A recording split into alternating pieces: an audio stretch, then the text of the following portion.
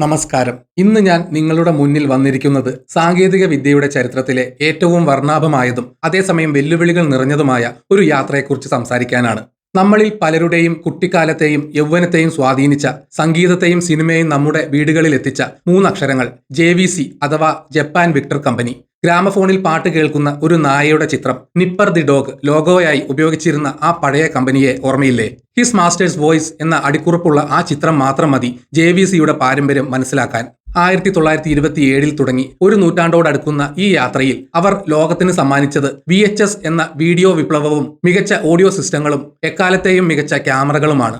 ഇന്ന് 1927 മുതൽ 2025 വരെയുള്ള JVCയുടെ ഈ അത്ഭുതകരമായ കഥ അതിന്റെ എല്ലാ അർത്ഥതലങ്ങളോടും കൂടി ഞാൻ നിങ്ങൾക്ക് മുന്നിൽ അവതരിപ്പിക്കുകയാണ്.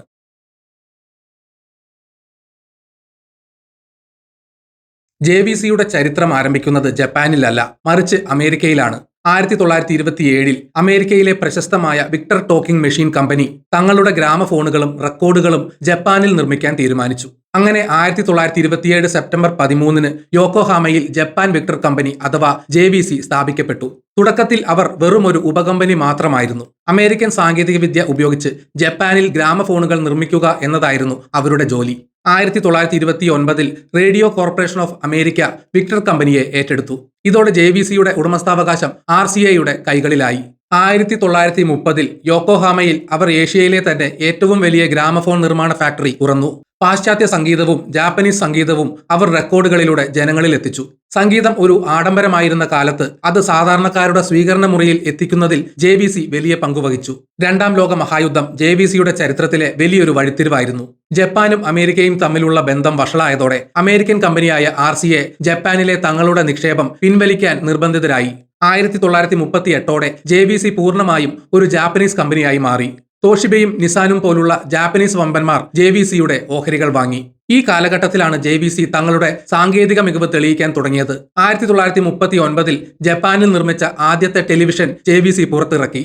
പാശ്ചാത്യ സാങ്കേതികവിദ്യ ഇല്ലാതെ സ്വന്തമായി TV നിർമ്മിക്കുക എന്നത് അക്കാലത്ത് അസാധ്യമായ കാര്യമായിരുന്നു. കെഞ്ചീറോ തക്കയാനഗി എന്ന എഞ്ചിനീയറാണ് ഇതിന് നേതൃത്വം നൽകിയത്. പിൽക്കാലത്ത് ജാപ്പനീസ് ടെലിവിഷന്റെ പിതാവ് എന്നാണ് അദ്ദേഹം അറിയപ്പെട്ടത്. അദ്ദേഹത്തിന്റെ ദർശനമാണ് JVCയെ വെറും ഒരു ഗ്രാമഫോൺ കമ്പനിയിൽ നിന്ന് ഇലക്ട്രോണിക്സ് ഭീമനാക്കി മാറ്റിയത്. എന്നാൽ യുദ്ധം വലിയ നാശനഷ്ടങ്ങൾ ഉണ്ടാക്കി. ബോംബ് ആക്രമണങ്ങളിൽ JVCയുടെ ഫാക്ടറികൾ പലതും തകർന്നു. യുദ്ധാനന്തരം തകർന്നടിഞ്ഞ ജപ്പാനെ പോലെ തന്നെ JVCയും വെറും ചാരത്തിൽ നിന്ന് ഉയർത്തെഴുന്നേൽക്കേണ്ടി വന്നു. യുദ്ധത്തിന് ശേഷം കമ്പനി സാമ്പത്തികമായി വളരെ പ്രയാസത്തിലായി. 1953 ജപ്പാനിലെ മറ്റൊരു ഇലക്ട്രോണിക്സ് ഭീമനായ മത്സുഷിത ഇലക്ട്രിക്, ഇന്നത്തെ പാനസോണിക്, JVCയുടെ ഭൂരിഭാഗം ഓഹരികളും വാങ്ങി. എന്നാൽ രസകരമായ കാര്യം പാനസോണിക് JVCയെ തങ്ങളുടെ പരിധിയിൽ നിർത്താൻ ശ്രമിച്ചില്ല എന്നതാണ്. കോണോസുകെ മത്സുഷിത എന്ന പാനസോണിക് സ്ഥാപകൻ JVCക്ക് പൂർണ്ണ സ്വാതന്ത്ര്യം നൽകി. നിങ്ങൾ പരസ്പരം മത്സരിക്കുക എന്നതായിരുന്നു അദ്ദേഹത്തിന്റെ നയം. ഈ സ്വാതന്ത്ര്യമാണ് JVCയുടെ വളർച്ചയ്ക്ക് കാരണമായത്. 1957 JVC ലോകത്തെ ഞെട്ടിച്ചുകൊണ്ട് 45x45 സ്റ്റീരിയോ ഫോർമാറ്റ് അവതരിപ്പിച്ചു. അതുവരെ സംഗീതം കേട്ടിരുന്നത് മോണോ ആയിട്ടായിരുന്നു. രണ്ട് ചെവികൾക്കും രണ്ട് വ്യത്യസ്ത ശബ്ദങ്ങൾ നൽകുന്ന സ്റ്റീരിയോ സാങ്കേതിക വിദ്യ സംഗീതാസ്വാദനത്തെ മാറ്റിമറിച്ചു. JVCയുടെ ചരിത്രത്തിലെ ഏറ്റവും തിളക്കമുള്ള അധ്യായമാണ് VHS.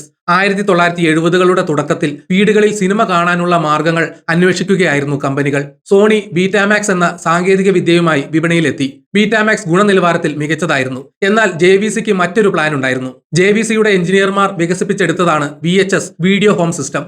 1976 ഇത് പുറത്തിറങ്ങി. തുടർന്ന് നടന്നത് ഫോർമാറ്റ് വാർ എന്നറിയപ്പെടുന്ന ചരിത്ര പ്രസിദ്ധമായ പോരാട്ടമാണ്.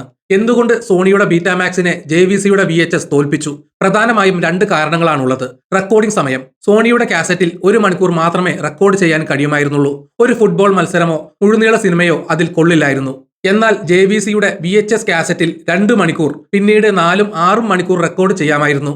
ആളുകൾക്ക് വേണ്ടത് ഗുണനിലവാരത്തേക്കാൾ സൗകര്യമായിരുന്നു. സോണി തങ്ങളുടെ സാങ്കേതിക വിദ്യ മറ്റാർക്കും നൽകാൻ തയ്യാറായില്ല. എന്നാൽ JVC വളരെ ബുദ്ധിപൂർവ്വം ചിന്തിച്ചു. അവർ ഹിറ്റാച്ചി, ഷാർപ്പ്, മിറ്റ്സുബിഷി തുടങ്ങിയ മറ്റ് കമ്പനികളോട് പറഞ്ഞു, നിങ്ങളും VHS പ്ലെയറുകൾ ഉണ്ടാക്കിക്കോളൂ, ഞങ്ങൾക്ക് വിരോധമില്ല. ഇതോടെ വിപണിയിൽ VHS പ്ലെയറുകൾ നിറഞ്ഞു. സിനിമകൾ വാടകയ്ക്ക് നൽകുന്ന കടകൾ, വീഡിയോ റെന്റൽ സ്റ്റോഴ്സ് പൊട്ടിമുളച്ചു. വീടുകൾ സിനിമാ തിയേറ്ററുകളായി മാറി. 1980കളിൽ JVC ലോകത്തിലെ ഏറ്റവും വലിയ വീഡിയോ കമ്പനിയായി. ഹോളിവുഡ് പോലും VHSനെ ആശ്രയിക്കാൻ തുടങ്ങി.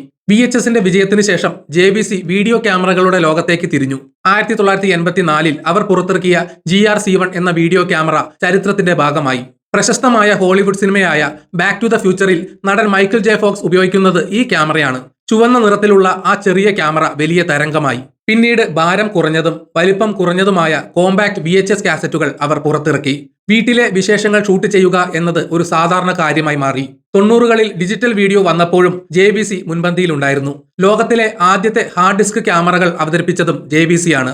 വീഡിയോയിൽ മാത്രമല്ല ഓഡിയോയിലും JVC അത്ഭുതങ്ങൾ സൃഷ്ടിച്ചു. ഇതിൽ ഏറ്റവും പ്രധാനപ്പെട്ട ഒന്നാണ് വുഡ് കോൺ സ്പീക്കറുകൾ. സ്പീക്കറുകളുടെ ഡയഫ്രം സാധാരണയായി പേപ്പറോ പ്ലാസ്റ്റിക്കോ കൊണ്ടാണ് ഉണ്ടാക്കുക. എന്നാൽ വയലിനും ഗിത്താറും പോലെ തടികൊണ്ട് സ്പീക്കർ ഉണ്ടാക്കിയാൽ ശബ്ദത്തിന് കൂടുതൽ സ്വാഭാവികത ലഭിക്കുമെന്ന് JVC എഞ്ചിനീയർമാർ വിശ്വസിച്ചു. പക്ഷേ തടി നേരത്തെ പാളിയാക്കി വളച്ചാൽ അത് പൊട്ടിപ്പോകും. 20 വർഷത്തോളം അവർ ഇതിനായി പരിശ്രമിച്ചു, പക്ഷേ പരാജയപ്പെട്ടു. ഒടുവിൽ ഒരു റെസ്റ്റോറന്റിൽ വെച്ച് ഇതിനൊരു പരിഹാരം കണ്ടെത്തി. ഡ്രൈഡ് സ്ക്വിഡ് ചവച്ചുകൊണ്ടിരുന്ന ഒരു എഞ്ചിനീയർ സാക്കെ എന്ന ജാപ്പനീസ് റൈസ് വൈൻ എന്ന മദ്യത്തിൽ മുക്കി വെച്ചപ്പോൾ സോഫ്റ്റ് ആകുന്നത് ശ്രദ്ധിച്ചു. ഇതേ വിദ്യ അവർ തടിയിൽ പരീക്ഷിച്ചു. സാക്കയിൽ മുക്കിവെച്ച തടി പൊട്ടാതെ വളയ്ക്കാൻ കഴിയുമെന്ന് അവർ കണ്ടെത്തി. അങ്ങനെ ലോകത്തിലെ ആദ്യത്തെ വുഡ് കോൺ സ്പീക്കർ JVC പുറത്തിറക്കി. ഇന്നും ഓഡിയോ പ്രേമികൾക്കിടയിൽ ഇതിന് വലിയ ഡിമാൻഡാണ്. കൂടാതെ ഡിജിറ്റൽ സംഗീതത്തിന്റെ ഗുണനിലവാരം വർദ്ധിപ്പിക്കാൻ K2 ടെക്നോളജി എന്നൊരു വിദ്യയും അവർ വികസിപ്പിച്ചു. വിക്ടർ സ്റ്റുഡിയോയിലെ എഞ്ചിനീയർമാരുമായി ചേർന്ന് വികസിപ്പിച്ച ഈ സാങ്കേതിക വിദ്യ MP3 പോലുള്ള ഫയലുകളിൽ നഷ്ടപ്പെട്ടു പോകുന്ന ശബ്ദചകലങ്ങളെ തിരികെ കൊണ്ടുവരാൻ സഹായിക്കുന്നു. പുതിയ നൂറ്റാണ്ട് JVCക്ക് അത്ര നല്ലതായിരുന്നില്ല. ഡിജിറ്റൽ വിപ്ലവം എല്ലാറ്റിനെയും മാറ്റിമറിച്ചു. VHS കാസറ്റുകൾക്ക് പകരം DVDയും പിന്നീട് ഇന്റർനെറ്റ് സ്ട്രീമിംഗും വന്നു. സാംസങ്, LG തുടങ്ങിയ കൊറിയൻ കമ്പനികൾ കുറഞ്ഞ വിലയിൽ ഉൽപ്പന്നങ്ങൾ ഇറക്കി. ആപ്പിളിന്റെ iPod വന്നതോടെ JVCയുടെ ഓഡിയോ വിപണി ഇടിഞ്ഞു. പാനസോണിക് JVCയുടെ ഓഹരികൾ വിൽക്കാൻ തീരുമാനിച്ചു.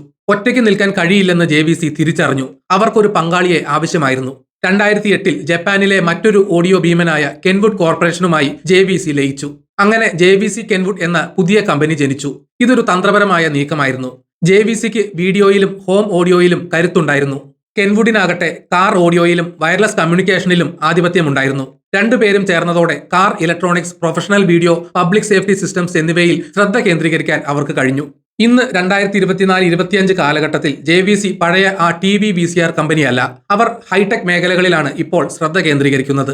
ഇന്ന് വിപണിയിൽ കിട്ടുന്ന ഏറ്റവും മികച്ച ഡാഷ് ക്യാമറകളും കാർ ഇൻഫോർടൈൻമെന്റ് സിസ്റ്റങ്ങളും JVCയുടേതാണ്.